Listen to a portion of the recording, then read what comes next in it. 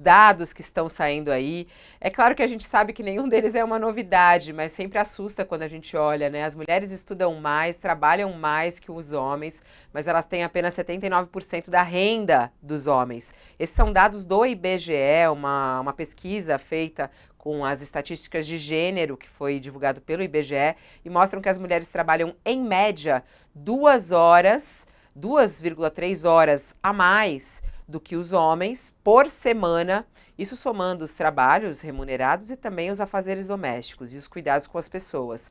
Ainda assim, e com o nível educacional mais alto, porque as mulheres estudam mais que os homens, mesmo assim elas ganham 78,9% do rendimento dos homens.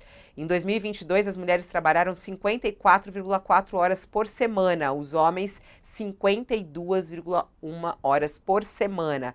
A maior desigualdade foi na região Nordeste. As mulheres que enfrentam a maior carga de trabalho são as do Sudeste.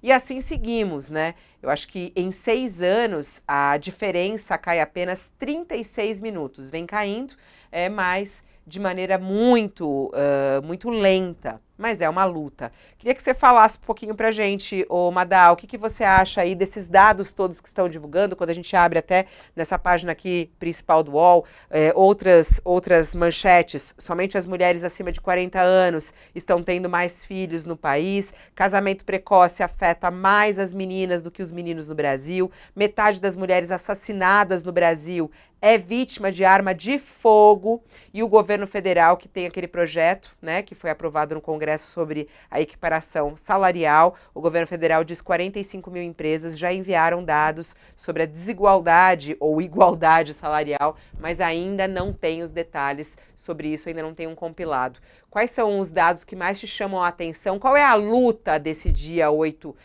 de março de hoje, hein, Omadá? Eu acho que a nossa luta principal é para não deixar que direitos retrocedam. Essa questão da desigualdade salarial, aliás, uma coisa importante lembrar, a primeira mulher que ganhou um prêmio Nobel sozinha de economia e não como membro de uma equipe, a Claudia Goldin, ela fez o trabalho dela sobre as razões das diferenças salariais entre homens e mulheres, sob um ponto de vista que eu gosto muito.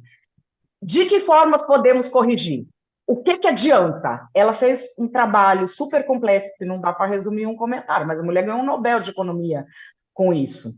Existem disparidades entre homens e mulheres porque a mulher está no mercado de trabalho e a mulher estar numa posição de igualdade com relação ao homem é uma ideia muito recente na história da humanidade.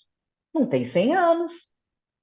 Você pega a história da humanidade toda, não tem 100 anos que se vê a mulher em posição de igualdade com o homem.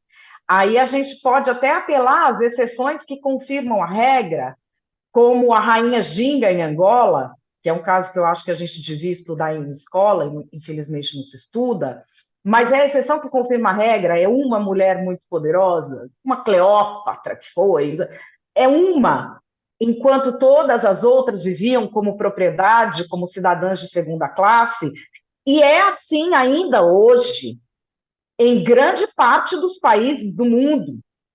Então, assim, a gente tem, por exemplo, a questão do feminicídio que aumentou. A gente tem de reconhecer que hoje nós estamos no melhor momento da história da humanidade para sermos mulheres. A vida que eu tenho hoje não é a vida que a gente achava que a gente ia ter quando era menina. Não era isso que a gente era ensinada. Progrediu bastante. E a gente tem de segurar para não retroagir, porque direito de mulher, gente, você piscou, sumiu.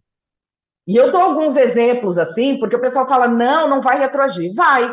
Nós já temos menos mulher no Supremo. Todo dia tira uma mulher do governo e bota um homem.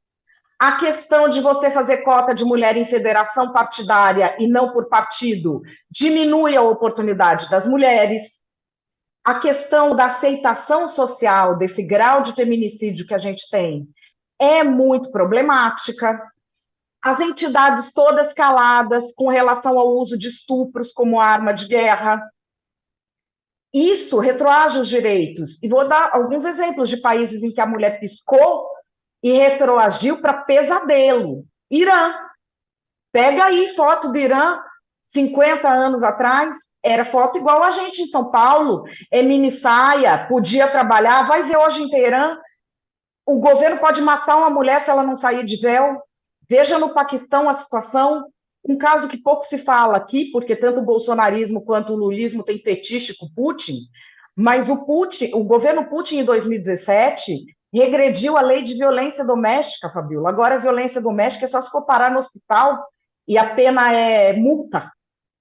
Então, assim, esse é um risco que sempre existe. Mulher piscou, os direitos retroagem. E a gente tem visto dados que são preocupantes, dados de interferência na realidade que são preocupantes, de perda de posições que a gente já havia conquistado. Então, eu acho que é nisso que a gente precisa focar, não só de manter e de avançar, mas, sobretudo, de não perder, porque quando começa a perder, aí vai numa ladeira que é muito perigosa para as mulheres. Por isso que a hashtag exausta funciona tanto, né? Porque não dá para baixar a guarda nem um minuto, porque como você disse, achei muito bom. Bobeou, tirou a vaga da mulher. Bobeou, tirou ela do Supremo. Bobeou, tirou ela de uma secretaria, de um ministério. Bobeou, uma mulher foi substituída por um homem. Boa lembrança. O Josias